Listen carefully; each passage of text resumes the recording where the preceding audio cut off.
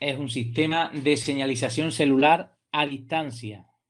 Hasta ahora hemos estado viendo, pues, vimos el sistema nervioso, y en el sistema nervioso, pues, la célula tiene que tener una continuidad física entre neurona y neurona, o neurona y fibra muscular.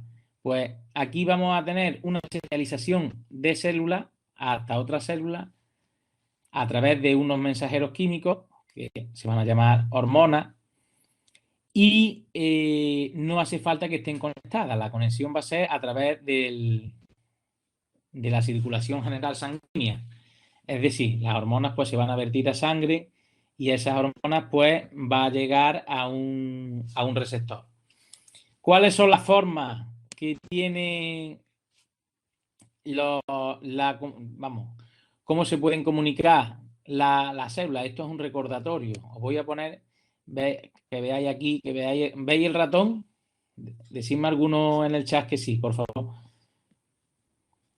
¿Veis aquí el ratón? Sí, ¿no?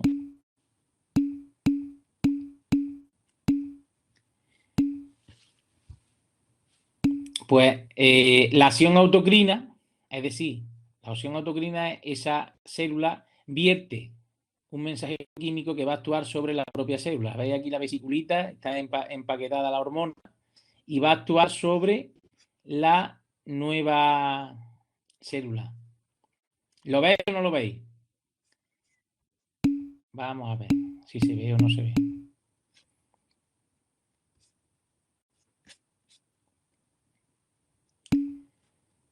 ¿No se ve? No se ve el puntero. Vamos a ver aquí.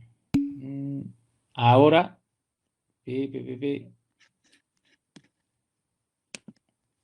Aquí. Ahora sí lo veis, ¿no? Ahora sí. Perfecto. Pues veis aquí la acción autocrina. La célula va a secretar una hormona. Vamos a ver el tipo de hormona que después, los tipos de hormonas que hay, y va a ejercer la función sobre un receptor de la misma célula. Esa es una acción autocrina, una forma de comunicación. Acción paracrina, ¿cuál es? Pues la célula va a secretar una hormona o un mensajero químico, que vamos a llamarlo hormona, y va a tener efecto en las células adyacentes o muy cercanas. ¿Veis aquí el receptor? Se va a unir al receptor y ahí tiene su efecto. Y esa es la acción paracrina. Y después, las que se utilizan en el sistema endocrino son esta principal y esta también.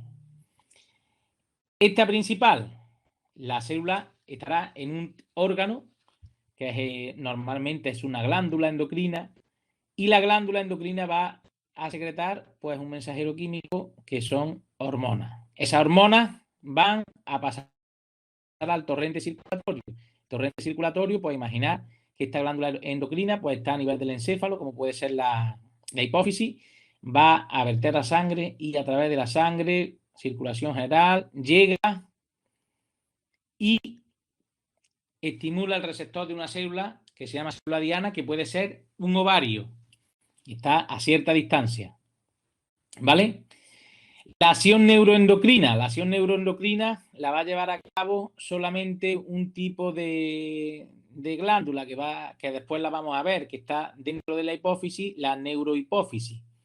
Pues aquí la hormona va a empaquetar unos mensajeros químicos que son neurohormonas. La neurona empaqueta sus neurohormonas y está conectada con el torrente circulatorio. Y entonces, por eso, como se sintetiza la hormona en una neurona, pues la llamamos acción neuroendocrina. ¿Vale? La secreción química con función reguladora, primero en la evolución estuvo las células nerviosas, primero función de la neurona, y posteriormente en la evolución se fue adaptando las señales químicas a través del sistema endocrino. Por eso tenemos que pueden actuar localmente autocrina y paracrina, recorrer larga distancia el sistema endocrino con endocrina y neuroendocrina, que ahora lo vais a ver, o bien usada exteriormente. Esas hormonas se pueden verter al exterior, que eso hay muchos animales que lo hacen. Os explicaba que el órgano vomeronasal, cuando os daba nervioso, su función era captar la feromona, pues tienen función exocrina. Exocrina es que la vierten al exterior, tanto al ambiente y son volátiles, o por ejemplo, estas dos especies de peces la vierten al agua y la casta el macho, por ejemplo, cuando la hembra pues están en periodo de celo, ¿vale? Bueno, pues seguimos. Si alguien no entiende algo, me escribe por el chat y lo voy leyendo, ¿vale? Hasta que solucionemos lo del micrófono. La organización del sistema regulador, pues hay tres tipos funcionales de células. Van a estar las neuronas, las células neurosecretoras, estas son las neuronas, con una célula posináptica. Este es el sistema regulador de cualquier organismo. Esto es lo que hemos visto en nervioso. Célula presináptica y posináptica, son dos neuronas. Células neurosecretoras, esto va a dar lugar en la neurohipófisis, que es una parte de la hipófisis, que ahora veremos la glándula al final, cada una de ellas. Entonces, una neurona, hay un potencial de acción y se vierte el mensajero químico, la neurohormona, a la circulación sanguínea. Y una célula endocrina simple la vierte a la circulación sanguínea y esa circulación sanguínea pues distribuye ese mensajero químico a distancia. Entonces, los dos sistemas reguladores principales del organismo, el sistema nervioso, que ya lo hemos visto en el bloque anterior, y el sistema endocrino, que es lo que vamos a ver ahora. El sistema endocrino tenéis que tener en cuenta que es complejo, parece que es muy complejo, pero si os quedáis bien con los conceptos, es bastante fácil de entender. Lo que pasa es que parece que es muy lioso, pero es bastante fácil de entender. Sistema endocrino. Vamos a ver, la hormona. ¿Qué os cuento de las hormonas? Pues mirad, las hormonas son sustancias químicas que se liberan por una célula o conjunto de células. Conjunto de células cuando sean a nivel glandular, vaya a verlo. Y ejercen su acción a concentraciones muy bajas y a distancias, pues normalmente largas. ¿Cómo actúan? Pues mediante la unión a receptores. Esas hormonas se vierten están en la célula endocrina, se vierten al torrente sanguíneo, van a una distancia normalmente larga y hay una célula que no tiene receptor, pues no tiene respuesta. Y esta célula tiene su receptor, pues sí tiene respuesta. La hormona va a bañar a todas las células en el medio interno, ¿no? Pero la que tenga receptor va a tener acción y la que no, pues nada. Ese es el caso, por ejemplo, ya veremos de la insulina. Las células tienen que tener un receptor para la insulina y si no lo tienen, pues por mucha insulina que haya, si no tienen el receptor, pues no puede hacer su efecto. Eso vamos a ver después en la diabetes tipo 1 y tipo 2. Os voy a contar eso. La acción hormonal debe ser de duración limitada en el tiempo. Es decir, cuando se secreta una hormona, pues el efecto va a ser rápido y no se va a mantener mucho tiempo, porque si no, no tendría sentido. Es decir, se va a secretar, va a haber una concentración aquí de hormonas, se va a unir a su receptor, una vez que se unan, ejerce su efecto de acción y desaparece. Si no, entonces no podríamos regular las acciones, las funciones del organismo. Estaría aquí el receptor y siempre ejerciendo la acción, pues no tendría mucho sentido. En base a su naturaleza química, pues hay tres grandes grupos de hormonas: las peptídicas, las esteroideas y las amínicas. Vamos a ver dónde se sintetiza cada uno de esos grupos y dónde ejercen su acción. Entonces vamos a hablar del mecanismo de acción. El mecanismo de acción de cualquier compuesto orgánico, en este caso las hormonas, es cómo actúa. Vamos a ver cómo actúa cada una de esas hormonas, ¿vale? O grupos de hormonas. Vamos a hablar ahora de hormonas generales. Primero, en la síntesis general de las hormonas, y en este vamos a hablar de las peptídicas, después vamos a hablar de las esteroideas. Aquí tenéis síntesis, empaquetamiento y liberación de hormonas peptídicas. Pues bien, las hormonas peptídicas, ¿dónde se sintetizan? A ver, ¿qué pasa aquí? Sí. Se sintetizan en... ¿Dónde se sintetizan? ¿Lo veis o no?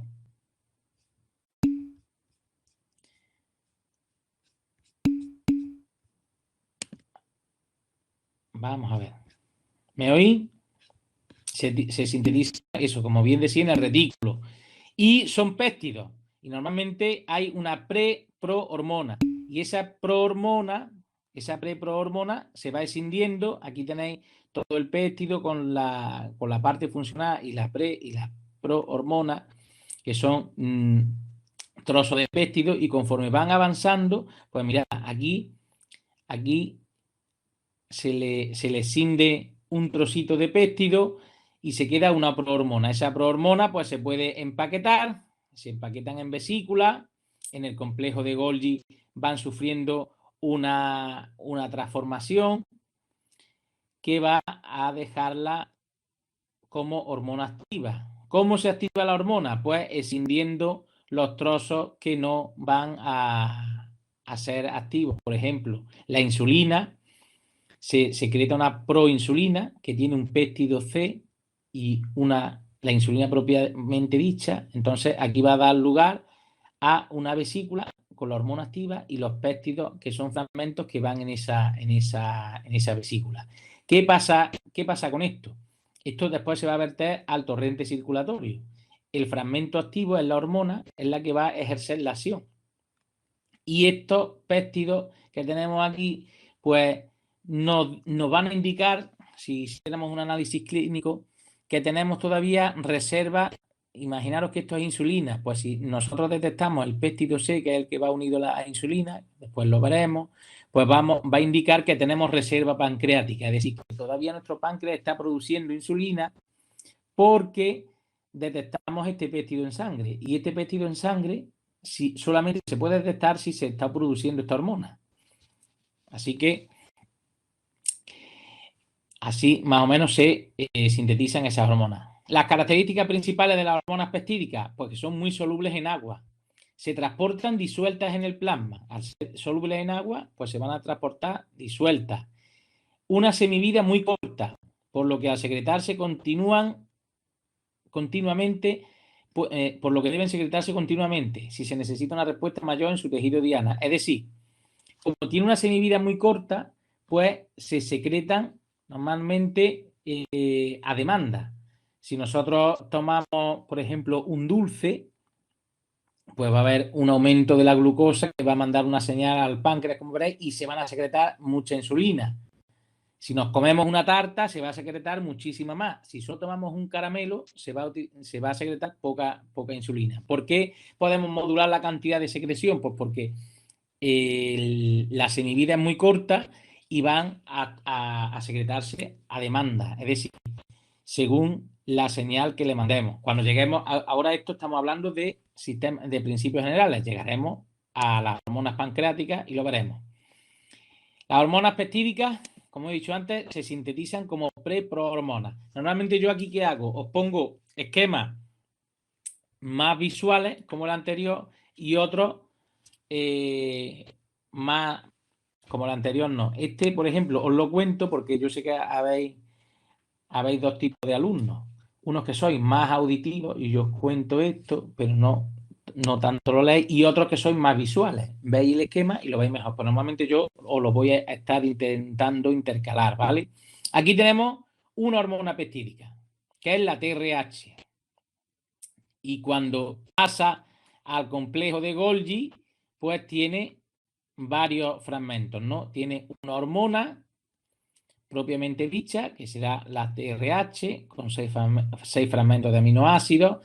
Después tiene otros péptidos y después tiene una señal de secuencia. Esta señal de secuencia, pues, se emiten siempre normalmente en la producción de la hormona, ¿vale?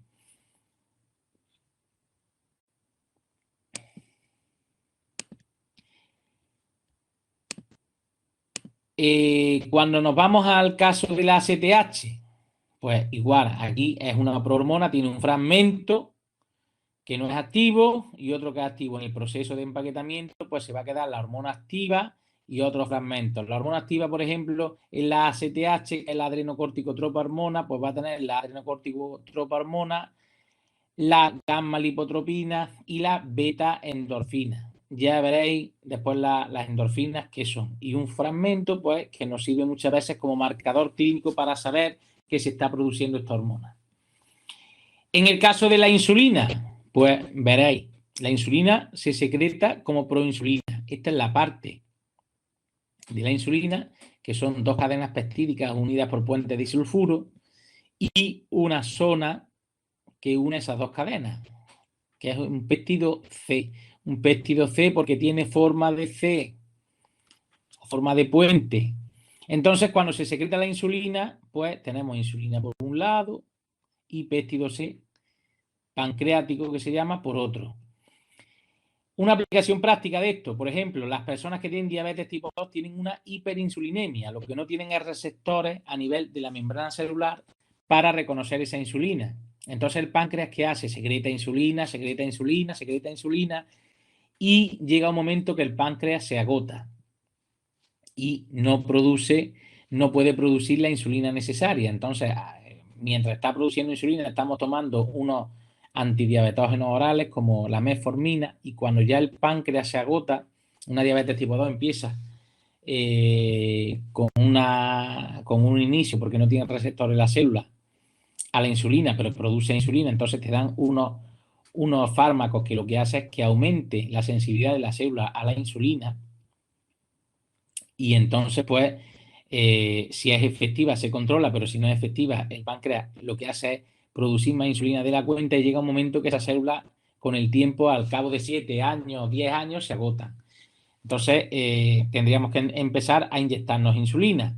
Pero ¿cómo sabemos si un páncreas está agotado o no? Pues la insulina como está en cantidades muy altas pues no nos sirve porque veríamos cantidades altas pero después la vemos descender pero siempre hay cantidad de insulina. Pero si vemos el péptido C pancreático que se mantiene constante, si vemos que hay niveles superiores a un nanogramo por decilitro en plasma, pues sabemos siempre que tenemos reserva pancreática y niveles menores, pues ese páncreas está funcionando por debajo de su función normal. Entonces tendríamos que inyectar insulina. Ya os contaré porque este caso me lo conozco perfecto. Me lo conozco perfecto porque esto lo he sufrido yo. Ya os contaré cuando llegue el tema de endocrino, del páncreas, ¿vale? Bueno, pues esas son las hormonas peptídicas, que como he dicho, pueden llevar varios fragmentos, se sintetizan en el retículo endoplásmico rugoso, son muy solubles en agua, por lo tanto son solubles en plasma y tienen una semivida muy corta. Ahora vamos a ver otro tipo de hormonas, que son las hormonas esteroideas, las hormonas esteroides, ¿vale? Las hormonas esteroides se sintetizan en el retículo endoplásmico liso y al ser lipófilas, es decir, estas se disuelven en grasa, difunden fácilmente a través de la membrana celular. ¿Qué pasa? Las otras no difundían, por eso las empaquetábamos en las membranitas, en las vesículas, ¿vale? Estas que son solubles en agua o en el plasma, para pasarlas desde el retículo endoplásmico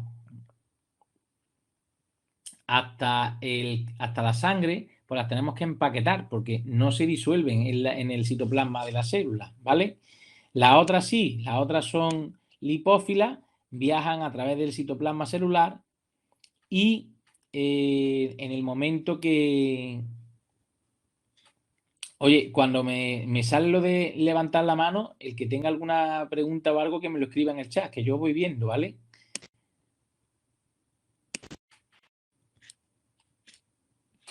Escribid lo que queráis. Y si me ponéis algo, me ponéis stop, para, y me paráis. Bueno, las hormonas esteroideas se sintetizan en el retículo endoplásmico liso, no hace falta que se empaqueten, por lo cual pueden llegar hasta la membrana celular y no necesitan vesículas para su secreción, ¿vale? Derivan todas del colesterol, de la molécula del colesterol. Esta es la molécula básica y después se le hace unas modificaciones y vamos a tener en esas modificaciones, vamos a tener la hormona esteroidea que provienen de la glándula adrenal y las hormonas esteroideas sexuales, que estarán en el ovario. Las veis aquí. Esta es la glándula adrenal. Las hormonas esteroideas se producen en la corteza adrenal y son dos. La aldosterona, que va a intervenir en procesos de regulación hídrica, y el cortisol, que es la hormona del estrés y de las reacciones de alarma, ¿vale? Y en los ovarios, pues el estradiol, que dará lugar a los estrógenos, y el estradiol es uno de los estrógenos, y intervienen en el ciclo reproductor. Pero esto son generalidades, no os pongáis nerviosos porque vamos a ir viéndola una a una, ¿vale? En cuanto a la síntesis del tercer grupo de hormonas, son las hormonas amínicas. Las hormonas amínicas se forman a partir de unos aminoácidos, se forman a partir de aminas y son de dos, de la tirosina o el triptófano, y tienen un comportamiento parecido a las esteroideas, es decir, son liposolubles. Las hormonas amínicas hay dos grupos. Se forman a partir de la tirosina, la otra era del colesterol y esta la tirosina. Y están las catecolaminas, que se secretarán en la glándula adrenal, y las hormonas tiroideas, que se secretarán en el tiroides. Las hormonas tiroideas tienen la peculiaridad de que tienen 4 átomos de iodo, que es la tirosina o tetraiodotironina, y la triiodotironina tiene 3. Entonces una es la triiodotironina y otra tetraiodotironina o tirosina. Os sonará más la tirosina. Y la tirosina se representa por T4 y la triiodotironina por T3. Y después ya veremos quién la secreta y qué funciones tiene. Órgano, glándula, ¿vale? Las catecolaminas, pues vamos a tener 3 tipos. La dopamina, que os dirán que es la hormona, que si es la hormona de la felicidad junto a la serotonina, etcétera, etcétera. Norepinefrina, que la conocéis. La norepinefrina es una hormona y es un neurotransmisor. Y la epinefrina, hormona y neurotransmisor a la vez. ¿Vale? Pues ya tenemos aquí la estructura química y la síntesis de las hormonas amínicas.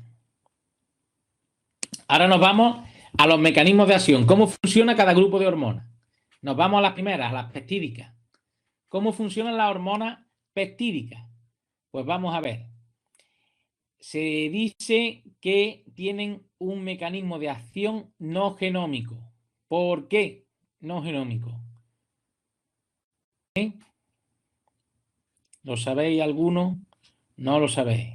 Bueno, pues no genómico porque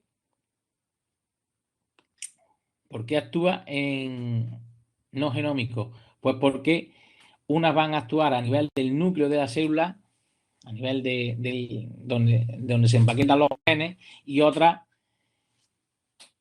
que no actúan sobre el núcleo de la célula. No sobre la expresión de genes, pero asociarlo al núcleo, ¿vale? Aquí tenemos una membrana celular, aquí tenemos nuestra hormona, y nuestra hormona, aquí hay 2 tipos de hormonas. Una hormona peptídica, que aquí no tiene función, ¿veis? Este es un receptor, esta es una hormona peptídica que no tiene 2 tipos de receptores, que no tiene función. Este es cuadradito y este es como si fuera un rombo. Tienen 2 tipos de acción. Unas asociadas a la proteína G. Estas no actúan en el núcleo de la célula directamente, actúan sobre la membrana. Al núcleo de la célula va a llegar segundo mensajero, ¿vale? Las esteroideas vais a ver que sí llegarán al núcleo de la célula. ¿Estas qué pasa? Pueden actuar asociadas a proteína G, veis la proteína G, cambia y produce un segundo mensajero. Ese segundo mensajero siempre da una fosforilación de una proteína y esa actuará sobre la respuesta celular. o con un receptor que se dice tipo tirosinquinasa. Es decir, este receptor entra esta hormona y está asociado a una enzima, no a una proteína G. Y la enzima se llama tirosinquinasa. Este tipo de receptores están muchas veces implicados en mecanismos de regulación de cánceres. La tirosinquinasa, por ejemplo, los mastocitomas en perros, pues lo controlan estas hormonas. Si tú das aquí algún quimioterápico que pueda inhibir a la tirosinquinasa, pues puedes controlar el crecimiento de ese tipo de cánceres, ¿vale? Mecanismo de acción de estas hormonas, pues mecanismos no genómicos y actúan asociadas a proteína G y a tirosinquinasa. Y hay otras que tienen asociado un canal. Y esto es lo que os pongo aquí, tipo canal normalmente son canales, pero esto apenas se da, sino asociado a proteína G y a tirosinquinasa. ¿A este grupo qué pertenecen? Pues estas hormonas. Pam, pam, pam, pam, pam, pam. Adrenocorticotropa hormona, tirotropa hormona, hormona luteinizante hormona, hormona folículo estimulante, antidiurética hormona vasopresina, paratormona, insulina, glucagón, secretina, factores hipotalámicos. La mayoría son peptídicas. Las esteroideas vaya a ver que son menos.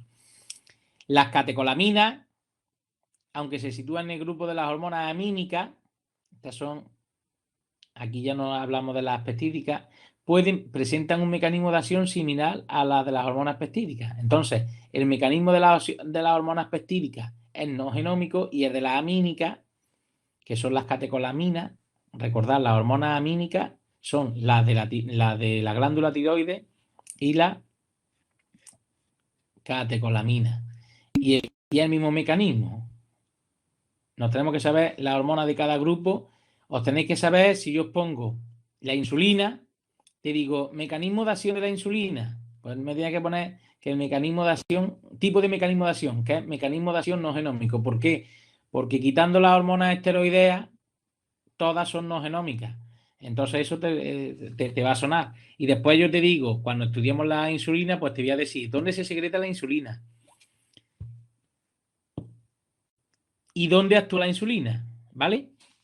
¿Y qué receptor necesita la insulina para actuar? ¿Y qué función va a tener la insulina? Cada hormona va a tener siempre va a tener, la glándula de secreción, el tejido diana con sus receptores y va a tener siempre sus funciones. Y os tenéis que hacer esquemitas así para poder estudiarlo.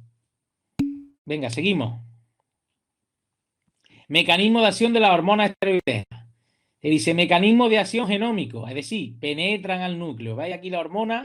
Pues la hormona, ¿qué pasa? Que debe de llegar al núcleo y van a llegar al núcleo pasando, siempre pueden pasar la membrana. Mirad aquí, la hormona esteroidea se transporta en un 90% unida a proteínas plasmáticas. Esto, aquí que te viene esto, ¿qué pasaba con las peptídicas? Las peptídicas se pueden disolver en agua, son hidrosolubles, pero las esteroideas no se pueden disolver en el plasma. Entonces, para que vayan por el plasma, pues hay una proteína plasmática transportadora, se une y la lleva hasta que se cinde, ¿no?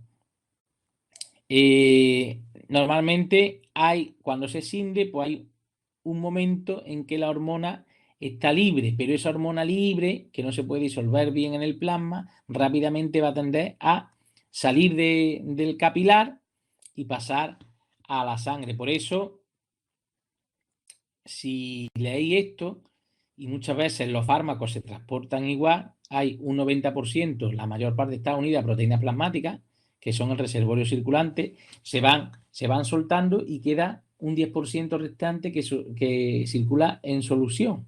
Y es la solución, la fracción biológicamente activa, es decir, cuando la hormona está aquí sigue para transportarse, pero cuando va llegando a la célula que tiene que actuar, pues se suelta. Y ese porcentaje es el 10%, y es activa porque aquí ya la hormona puede actuar, ¿vale? Pasa el líquido intersticial, que es este, pasa la membrana y puede tener, e incluso aquí, normalmente tiene que llegar al núcleo, siempre, ¿vale? Pero hay algunas que tienen receptores en la membrana. Las hormonas esteroideas tienen típicamente los receptores de las hormonas tiroideas están en el citoplasma, aquí, o en el núcleo. Normalmente están aquí en el núcleo. O en el citoplasma, los receptores, citoplasma o núcleo. Pero algunas tienen también en la membrana. Normalmente es esto. Y el mecanismo es genómico, siempre. ¿Vale? Y regula la expresión de uno o más genes, por eso es genómico. Pero siempre asociarlo a que va al núcleo, que es donde están los genes. A este grupo pertenecen cortisol, las hormonas de la corteza adrenal, cortisol, aldosterona y los estrógenos, hormonas esteroideas sexuales, estrógenos, progesterona y testosterona, que ya los veremos. Vamos a dar el sistema endocrino y la última parte, sistema reproductor. Y en el 18 de mayo, la semana del 18 de mayo, os doy yo una práctica de sistema reproductor, ¿vale? Que dependiendo cómo vayamos, pues la veremos. Os quiero enseñar un ciclo hormonal de alguna especie, cómo se ve desde fuera las manifestaciones clínicas del ciclo hormonal y si hubiéramos estado en sistema presencial, pues yo tenía preparadas unas yeguas con un ecógrafo y os iba a enseñar ecografía, cómo se ven los ovarios, cómo se ve en el útero, y vamos a hacer ecografía Doppler color. Esa práctica la tenía que dejar la última porque tenías que estudiar las hormonas y el sistema reproductor. Como coincide en primavera y las yeguas ciclan en primavera y es un animal grande, yo tenía preparado mi ecógrafo, tenía en el CEMED íbamos a dar la práctica, pero se nos ha ido a la porra. Entonces, pues bueno, la veremos por aquí, pero no es igual. Pero lo voy a hacer lo más real posible para que lo veáis. Las hormonas tiroideas T3 y T4, aunque pertenezcan al grupo de las hormonas amínicas, presentan un mecanismo de acción a las esteroideas. Habéis visto que aquí la amínica estaban las catecolaminas y las tiroideas, pues las catecolaminas tienen un mecanismo parecido a las peptídicas y las tiroideas tienen un mecanismo parecido a las esteroides. Entonces tenemos dos mecanismos de acción, las peptídicas no genómicos y las esteroideas acción genómico. Las amínicas, la mitad son catecolaminas, se parecen a la de mecanismo peptídico, que es genómico, y el no genómico, y las hormonas tiroideas pues tienen similar función a las hormonas esteroideas en el mecanismo de acción, en el genómico. Esto no vayáis a liar, esto cuando lo leáis 3 veces pues os queda. Y son 10 diapositivas y la mitad de dibujo, así que no os agobiéis. Respuesta del tejido diana a la acción hormonal.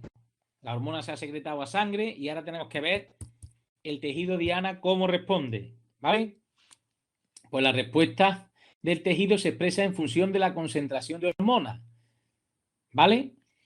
El tejido va a tener varios receptores y dependiendo del número de receptores que ocupen la molécula de hormona, pues tendrá una respuesta mayor o menor. Por eso dice que la respuesta del tejido se expresa en función de la concentración de hormonas. Imaginaros que yo tengo sobre una membrana de una célula, tengo 200 receptores para la insulina, pero yo me he tomado un caramelito y necesito una cantidad de insulina determinada y en vez de ocupar los 200, pues voy a ocupar simplemente 30 receptores.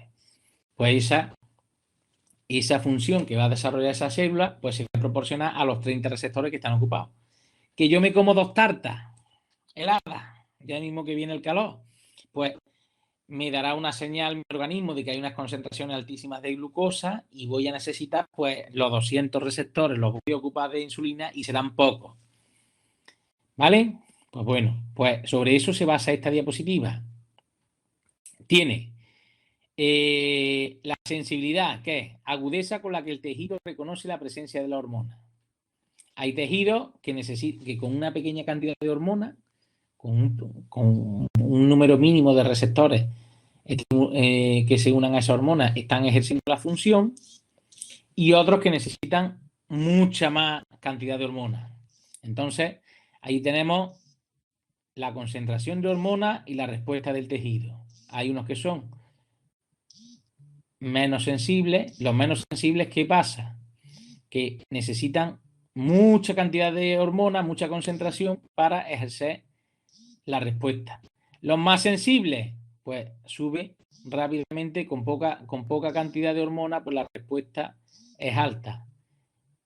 Estos con mucha concentración de hormonas, la respuesta está aquí. Veis aquí el nivel de respuesta, pero esto es de una forma teórica. Después lo vamos a ir viendo. Capacidad del tejido. La respuesta del tejido hemos dicho que depende de la función de la hormona y depende de la sensibilidad y de la capacidad.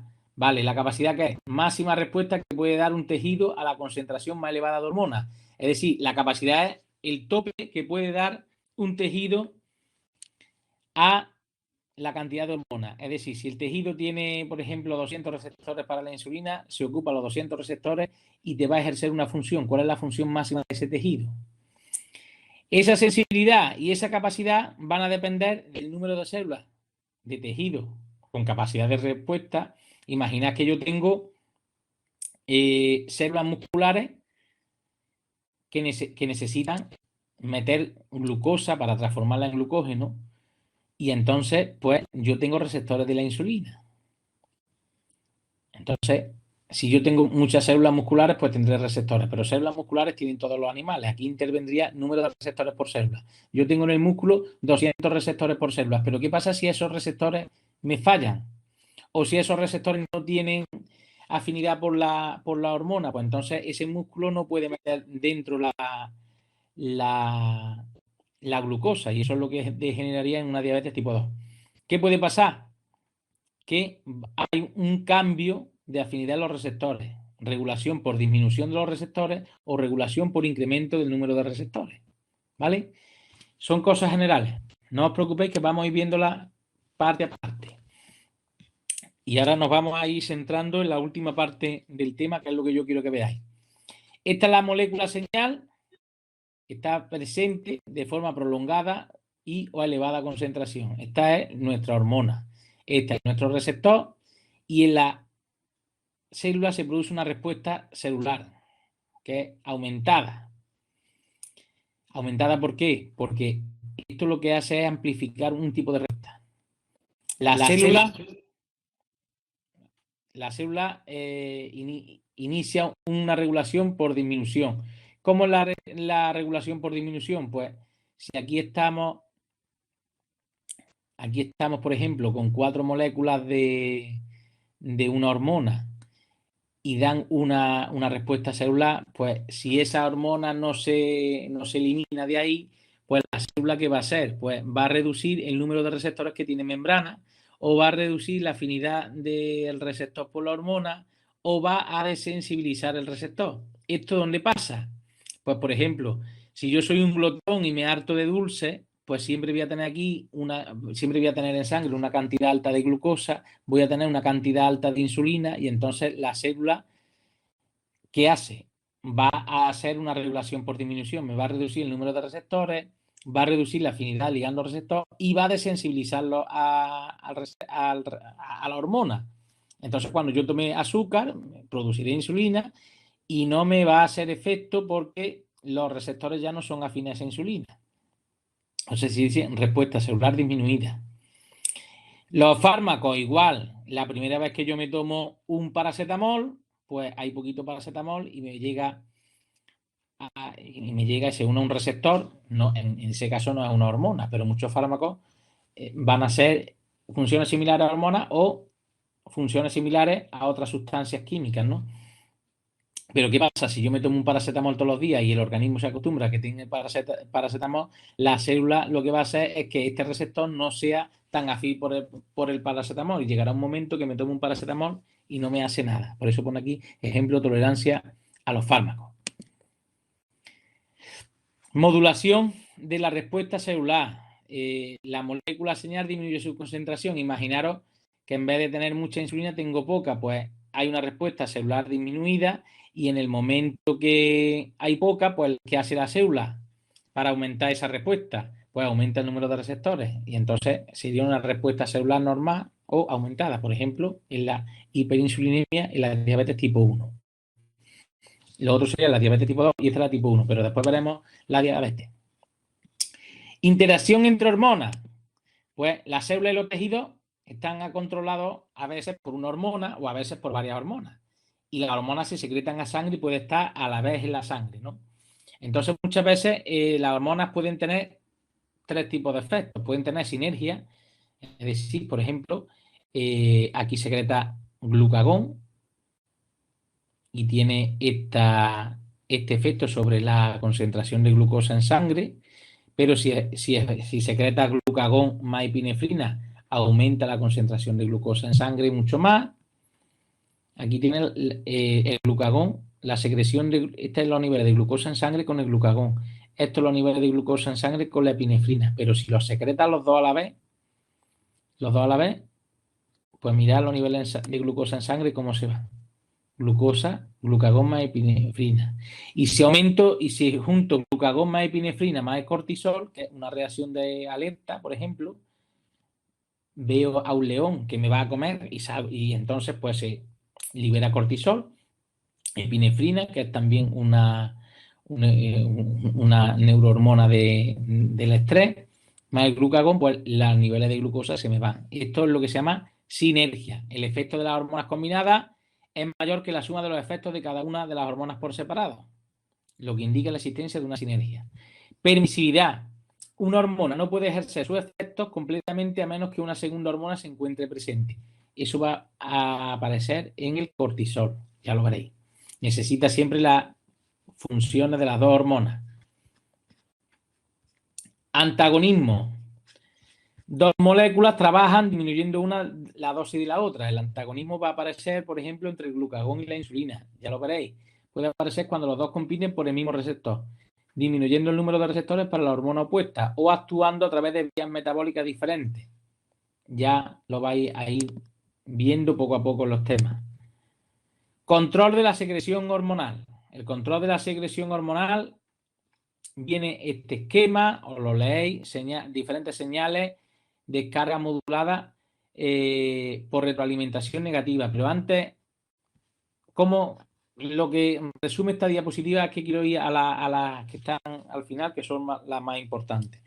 Una hormona, puede haber un estímulo, hace que se secrete una hormona y cuando hay una concentración, pues hay una retroalimentación negativa o después a veces hay una retroalimentación positiva, es decir, cuanto más hormona hay, más respuesta hay y más hormona hay, ¿vale?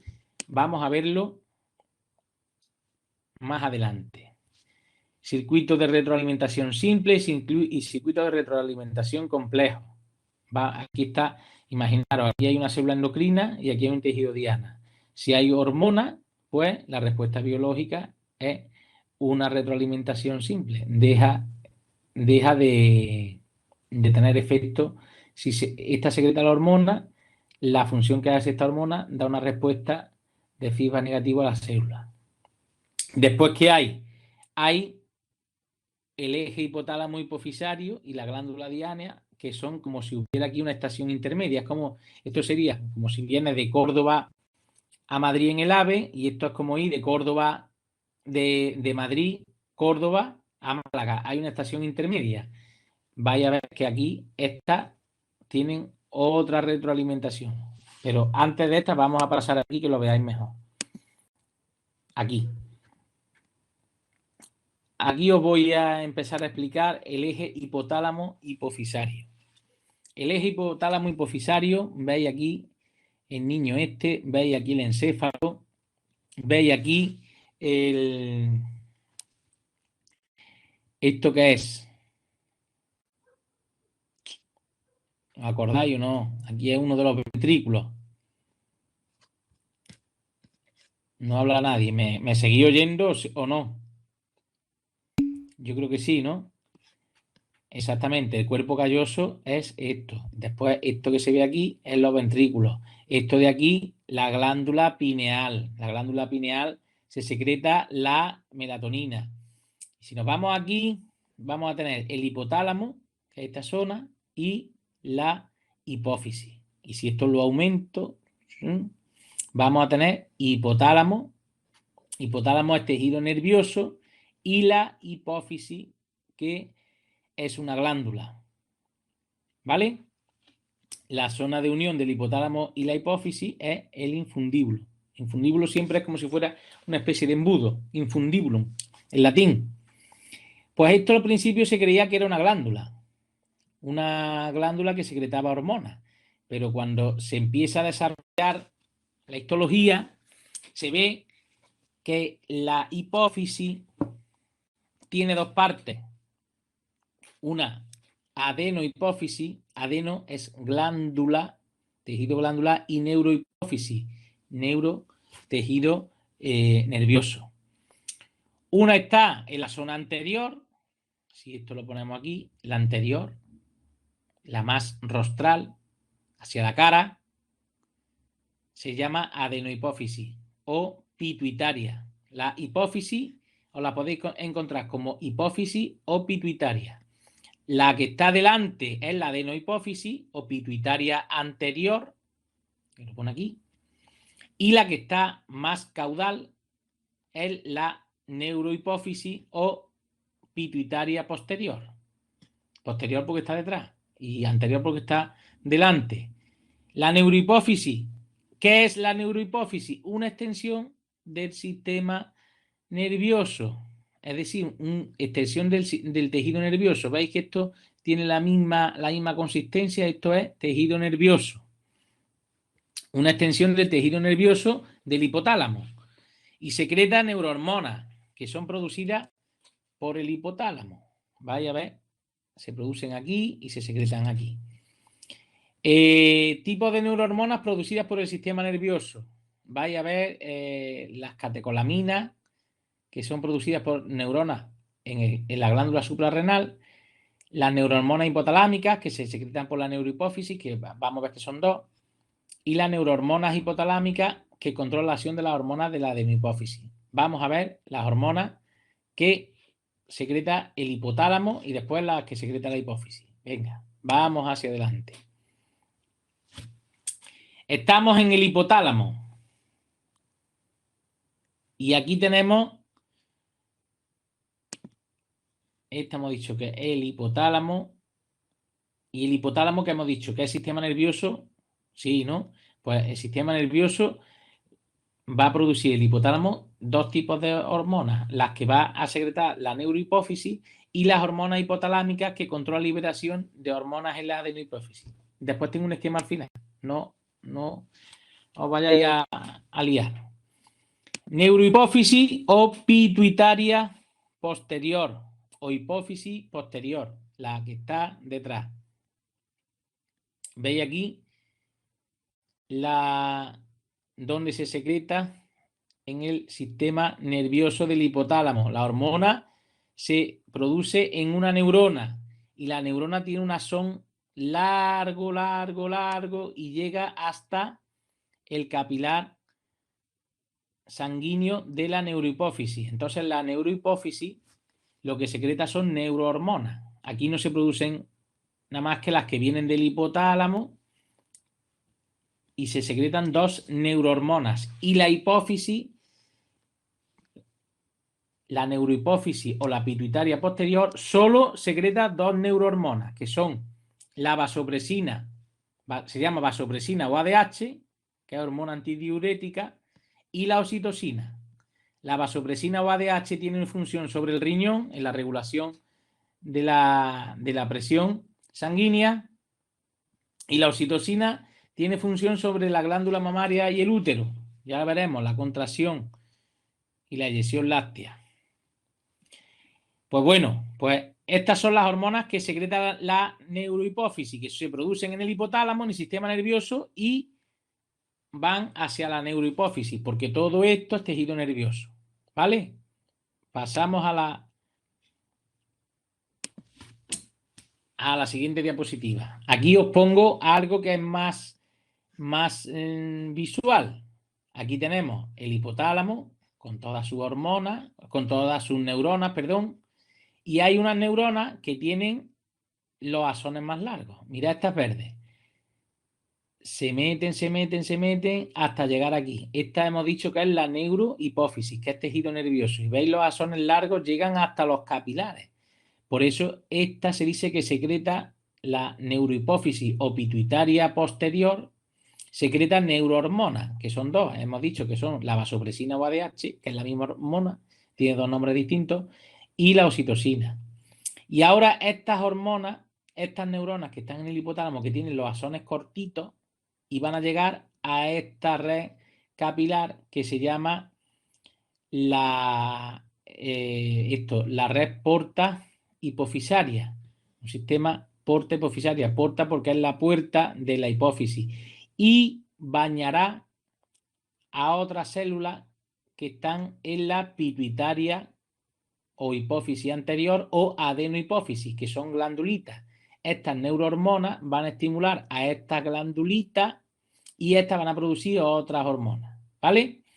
Y vamos a ver cuáles son.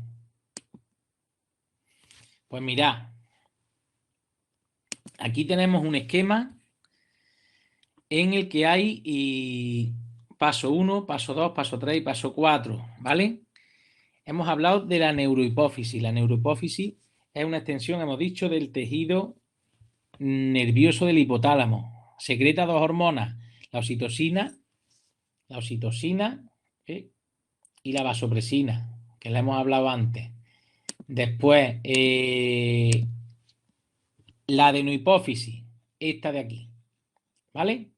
La adenohipófisis va a secretar varias hormonas controladas por hormonas hipotalámicas. Las hormonas hipotalámicas son estas. La PRH, hormona reguladora de prolactina, hormona, esta es la tirotropa hormona, la CRH, si queréis, tenéis aquí en una diapositiva posterior los nombres. Si esto no se queda claro, que yo creo que no nos va a dar tiempo, las hormonas que se producen en el hipotálamo se llaman hormonas tróficas y entonces todas acaban en tropa, ¿vale? Ya. Esto vamos a empezar el lunes con ello. Todas estas que H, los nombres son gonadotropa hormona, etcétera. Pues entonces, aquí hay un primer eslabón, la primera estación. Esto digamos que es la estación de Atocha. Después hay una segunda estación. Estas hormonas van a estimular otras hormonas que se producen a nivel hipofisario. Que por eso está aquí dos hormonas hipofisarias de la pituitaria anterior. Ahora aquí en la estación 3, o en el paso 3, son las glándulas a distancia donde van a ejercer su función. Glándula tiroidea, glándula adrenal, el hígado y las glándulas de las gónadas, ¿vale? Y después los tejidos diana. Solo hay una hormona del hipotálamo que va a ejercer casi función directa sobre la mama, que es la prolactina. Eso lo vamos a ver. Y algunas de las hormonas estas hipotalámicas tienen inhibidores. La dopamina es inhibidora y la hormona inhibidora de la growth hormona. Os pasaré los nombres, por ahí los tengo puestos, pero lo veremos. Y bueno, el próximo día vamos a seguir con esto. Esto parece complicado, pero no lo es tanto. Vamos a ver las hormonas aquí, después vamos viendo glándula por glándula. Pero quiero que la generalidad esta os quede claro, ¿vale? Bueno, ¿me habéis oído bien o qué? Hablarme alguno por el chat. Vale. Voy a ver cómo puedo poner el micrófono. Venga, hasta ahora. Adiós.